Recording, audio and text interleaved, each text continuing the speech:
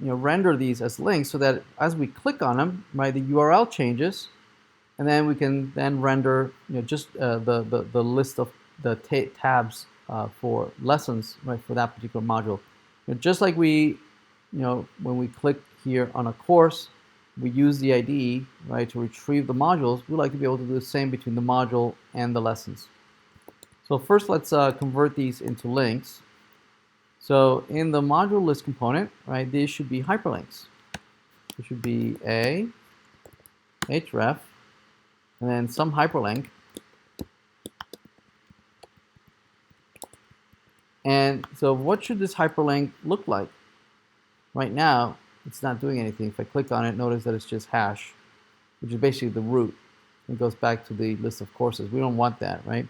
We would like to have this same URL, but append to this something like modules and then the ID of the module. Let's do that.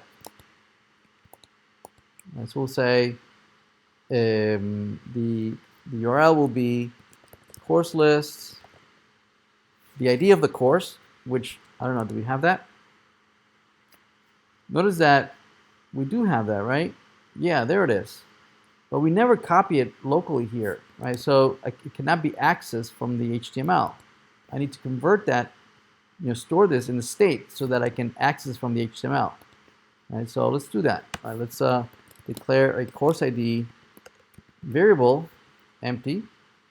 And then instead of storing it here in this constant, we can store it in the this dot course ID. See that? And then we can use it here to retrieve that. Now it's available in the state variable, and now it's also available in the HTML. So now we can say course ID, right? And then modules, and then the ID of the module, module.id, right? So that when I go back and this refreshes, now if I hover over it, you'll notice at the bottom, right, you have course list, the ID of the course, modules, and then the ID of the module. If I click on it, notice that it's blank because there's nothing mapped to it. Where would we want to go?